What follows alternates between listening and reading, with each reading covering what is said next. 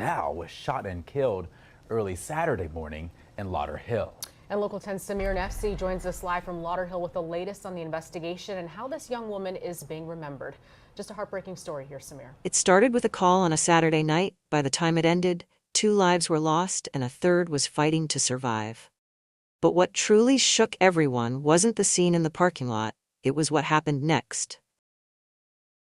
The man behind it all went live on Facebook, and the reaction he got sent the story somewhere no one saw coming. Before we go further, if you're new here, make sure you subscribe to True Crime Stories Chronicles, and let me know in the comments, where are you watching from? Arieuna Nicole Reed was only 23 years old, but the life she was building already carried weight, purpose, and direction. She wasn't drifting or unsure about where she was headed. She had plans, and more importantly, she was actively working toward them. She was a young mother first. Her son was just 2 years old, and everything about her daily life seemed to revolve around him. The choices she made, the hours she worked, the energy she poured into her future. It all traced back to one goal: giving him a life better than the one she had known growing up. People close to her described her as loving and present. Not just in a passive way, but in the way she showed up consistently. She was involved. She paid attention. She cared about the little things, his routines, his comfort, his safety. Being a mother wasn't something she treated lightly. It defined her. At the same time, she was pushing herself forward professionally. Arieuna worked as a medical assistant, a role that required patience, attention to detail, and compassion. It wasn't an easy job, especially while raising a child, but she handled it, and she wasn't stopping there. She was also studying to become a registered nurse, taking steps to move into a more stable, higher-paying career that would give her and her son more security. Balancing work, school, and motherhood isn't something everyone can manage, but she was doing it. And beyond that, she had started thinking about building something of her own. She had plans to launch a vending machine business. It might sound small to some, but to her it was another stream of income, another layer of independence. It showed how she thought ahead.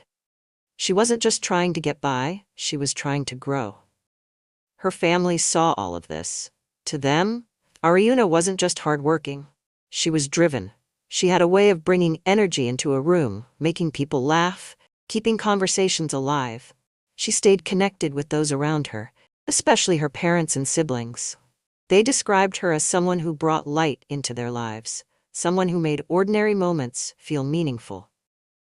On social media, that same side of her showed up. She shared parts of her life, moments with her son, short videos, everyday experiences. Nothing overly staged or forced, just a young woman enjoying her life, expressing herself, and staying connected with her friends and followers.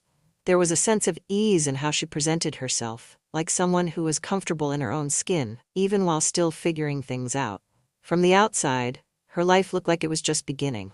A young mother with goals, a career in progress, a growing sense of independence, a child she loved deeply. But behind that, there was a relationship that had already started to fall apart. The father of her child, Larvel Huddleston, had been part of Arieuna's life for years. Their relationship didn't begin with chaos or conflict. Like many young couples, it started with familiarity, shared time, and a connection that gradually grew into something more serious.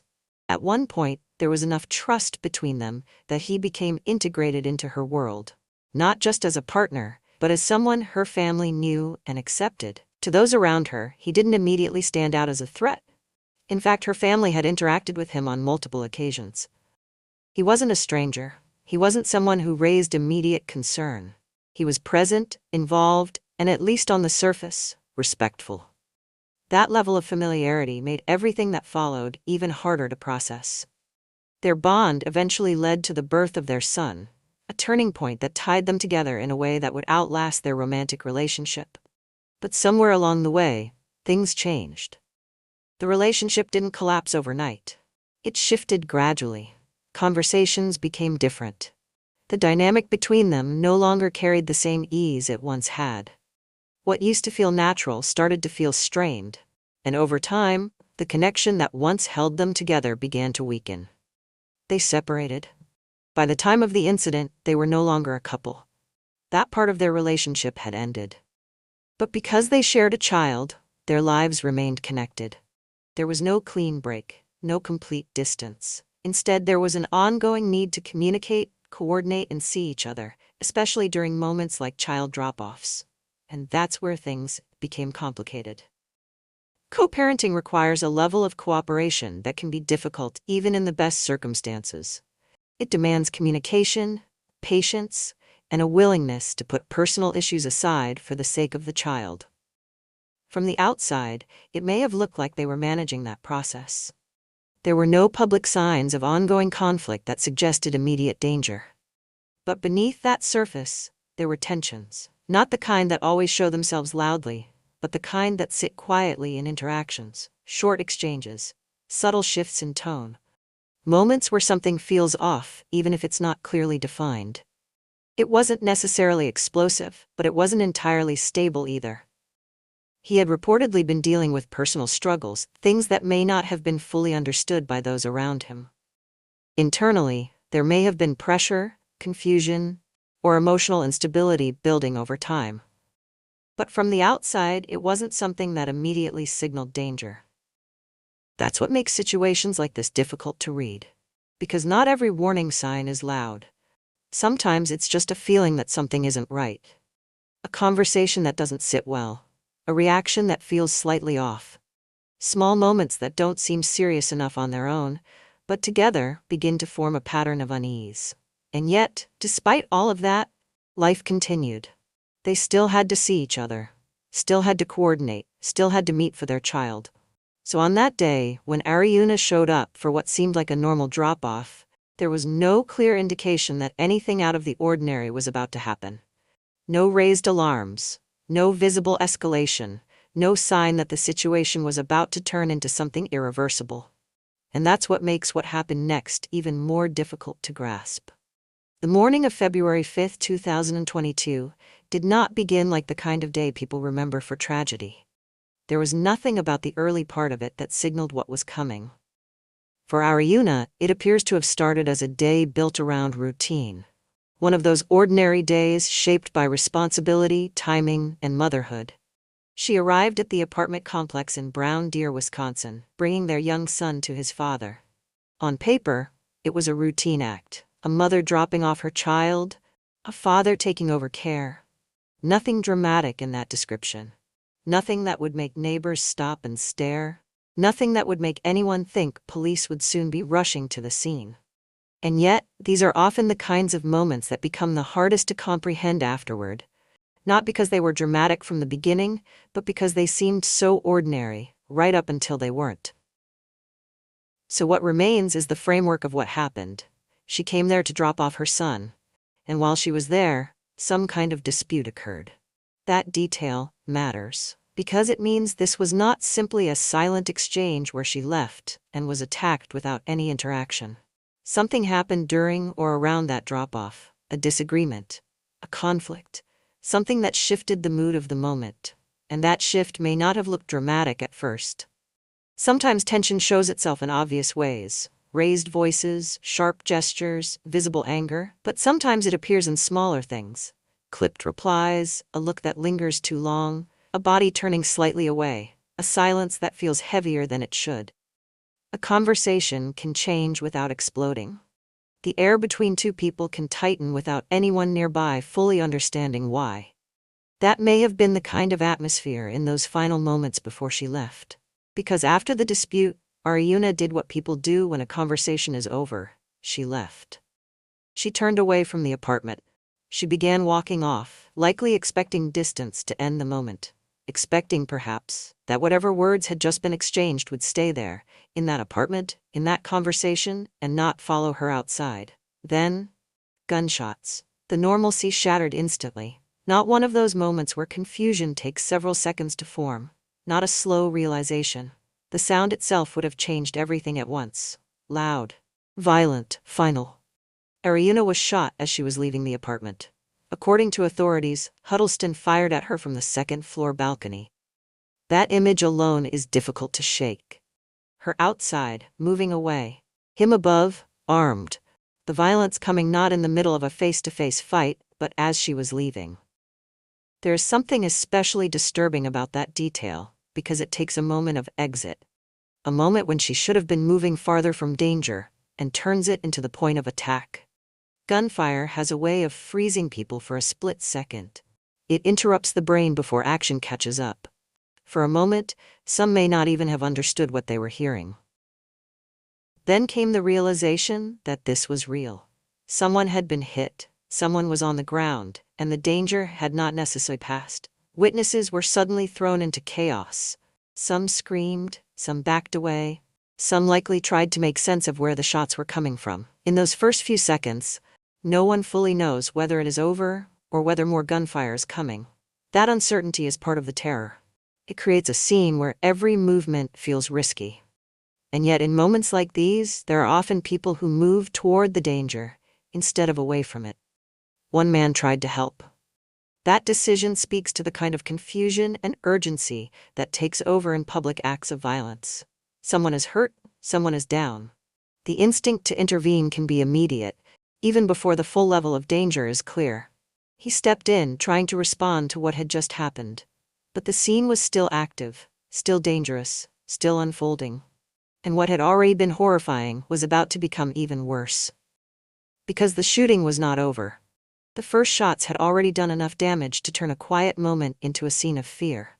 But what followed made it far worse. For a few seconds, everything felt disjointed. He approached her, likely unaware of how exposed he was. Because above them, the shooter was still there. And then, more gunfire. The man who had stepped in to help was struck. Just like that, the situation escalated from one victim to two. What had already been a violent act turned into something even more devastating. A moment where an attempt to save a life resulted in another being lost. The chaos intensified. Now there were multiple people on the ground. The sense of urgency shifted into full panic. Those still nearby were forced to make split-second decisions. Stay and risk being hit, or run and leave others behind. There was no clear safety. And the gunfire didn't stop immediately. Reports indicate that Huddleston continued shooting, even reloading at one point. That detail alone changes the entire atmosphere of the scene. It wasn't a single burst of violence followed by silence. It was ongoing, deliberate, prolonged. People who had initially thought the danger might pass quickly were now faced with a different reality. This was still happening. From a distance, someone watching could only stand frozen. A neighbor, a passerby, someone who had stepped outside at the wrong time. They weren't close enough to intervene, but they were close enough to see what was unfolding. From their perspective, it would have looked unreal. A woman down, another person trying to help, then falling. The shooter still above, still armed. No clear way to stop it. No way to safely reach the victims. Just the sound of gunfire echoing through what had been, moments earlier, a normal day. And that helplessness, that inability to do anything but watch, is something that stays with people long after the moment is over. Fear took hold of the entire area. Those who could, ran. Those who couldn't, hid. And those who witnessed it all were left trying to process something that didn't make sense in real time. Because nothing about this felt controlled anymore. It wasn't contained, it wasn't slowing down, it was expanding. The kind of situation where every second feels longer than it is. Where the mind struggles to catch up with what the eyes are seeing. Where people begin to realize that this is no longer just a single act of violence, it's something far more unpredictable. And then, just when it seemed like the worst had already happened, something that shifted this entire case from tragic to deeply disturbing. And then something even more disturbing happened. The gunfire outside had not even fully settled when the situation took a turn no one expected.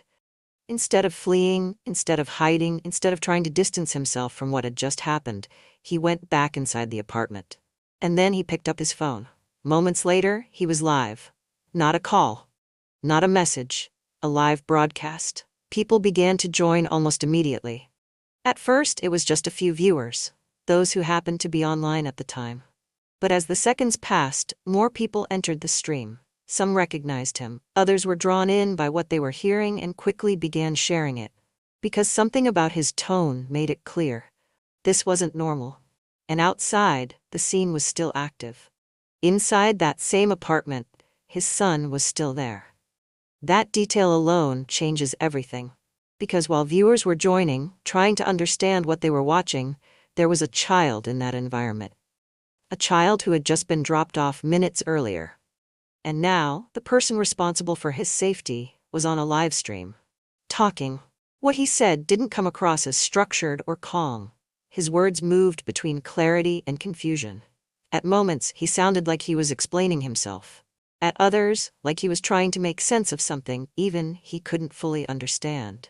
There were statements that suggested distress, statements that hinted at internal pressure, and statements that didn't fully connect. At one point, he spoke about feeling targeted, about people being against him. His tone shifted between defensive and emotional, as if he was reacting to something that wasn't visible to those watching. Then in another moment, his focus turned to his son. Not in a calm, protective way, but in a way that felt disconnected from what had just happened. He reportedly asked authorities to come and get the child. That contradiction stood out, because outside, violence had just taken place. People had been shot. Lives had already been lost. And yet, inside, he was speaking about his son, acknowledging his presence, but not fully aligning that concern with the actions that had just occurred. It created a sense of confusion for those watching, because nothing about the situation matched. Come get my son. They're after me. I didn't mean. Fragments of thought, shifting focus, words that felt incomplete. People weren't just hearing it. They were watching it happen. And that's what made it different. This wasn't something that would be described after the fact. It wasn't a story told later. It was unfolding in real time, with viewers reacting as it happened. Some tried to comment, some tried to understand. Some likely felt a sense of disbelief, questioning whether what they were seeing was even real. But it was. And the longer the live stream continued, the more unsettling it became. His tone didn't stabilize. It didn't become clearer. If anything, it became more unpredictable. There were moments where he seemed aware of what he had done, and moments where his words didn't fully reflect the severity of the situation.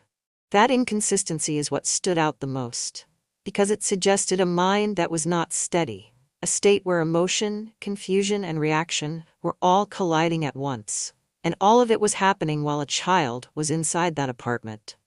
That detail remained in the background of everything he said. A silent presence in a situation that was anything but controlled. Viewers were left trying to process multiple layers at once.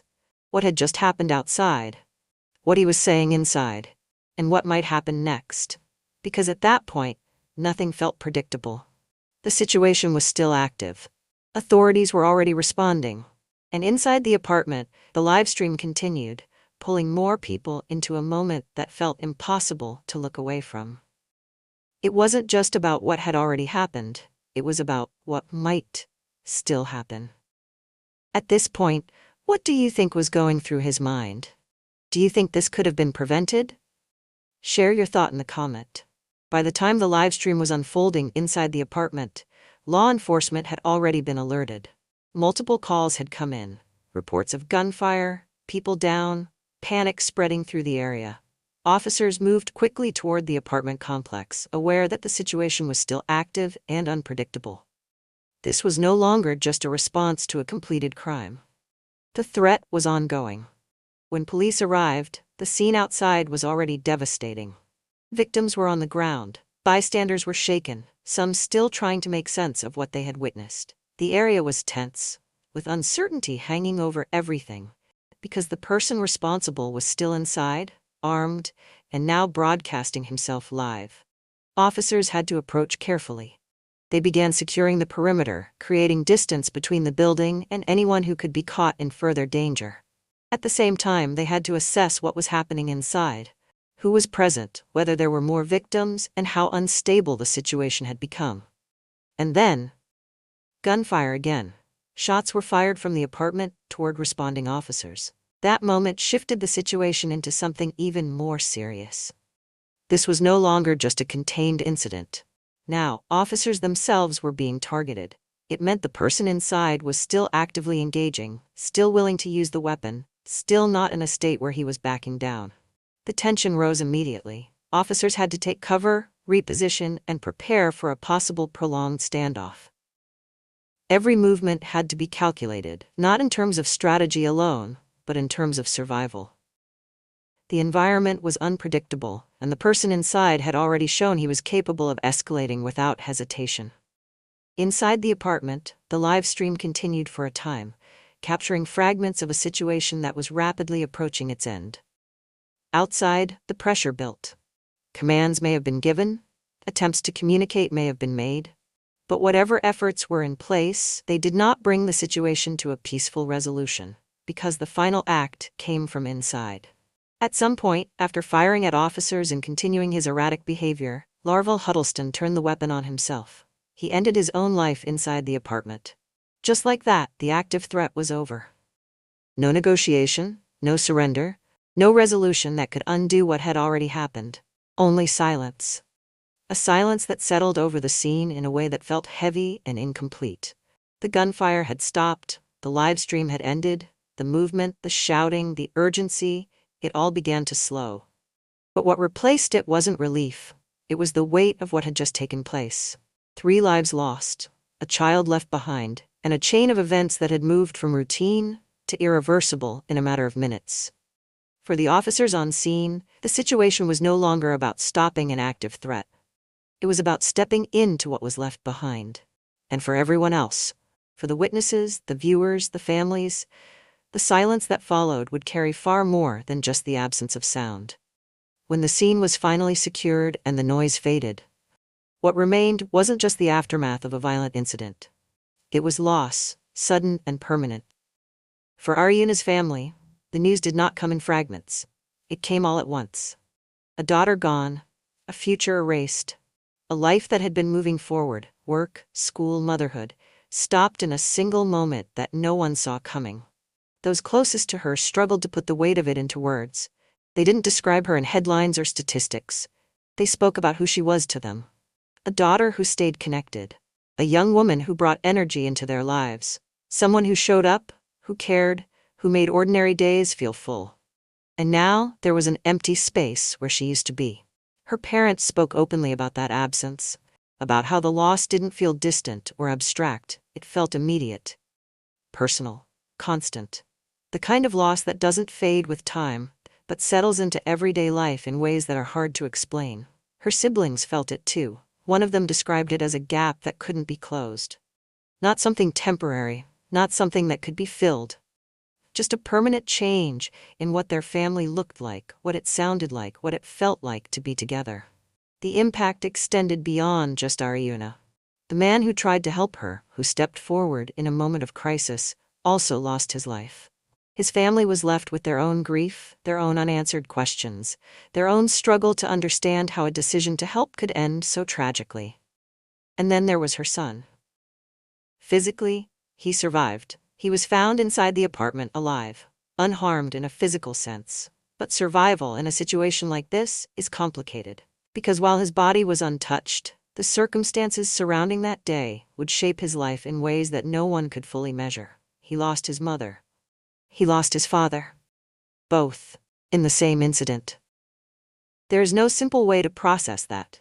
No clear explanation that can make sense of it at such a young age. What remains for him is a story he will one day come to understand. A story about who his mother was, what she meant to the people around her, and how everything changed in a matter of minutes. And for those who loved Arieuna, that becomes part of the responsibility. Keeping her memory alive, making sure her son knows who she was beyond that day. Not just how she died, but how she lived. The focus slowly shifts, from chaos to reflection, from noise to silence. From what happened to what was lost. What makes this case difficult to process isn't just the violence, it's how ordinary everything looked before it happened.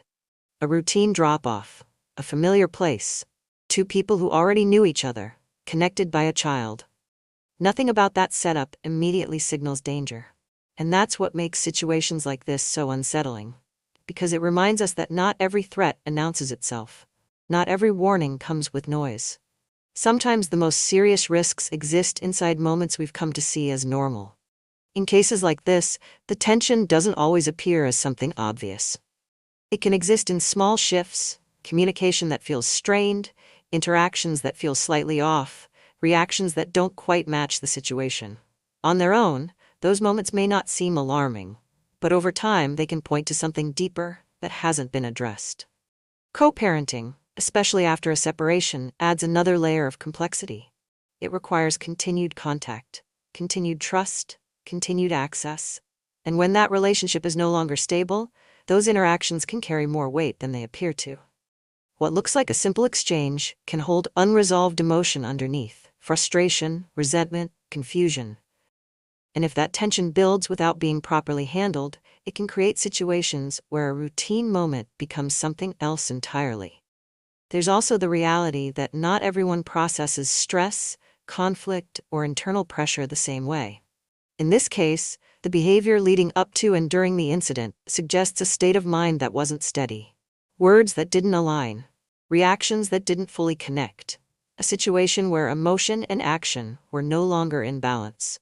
And when that happens, especially in the presence of a weapon, the outcome can become unpredictable and irreversible. These are not easy things to identify in real time, but stories like this remind us that awareness matters. Boundaries matter. Taking unease seriously, even when it's difficult to explain, can matter.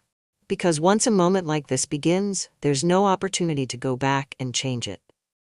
If this story moved you, don't forget to like and subscribe to True Crime Stories Chronicles, and tell me in the comments what stood out to you the most. Because stories like this need to be told.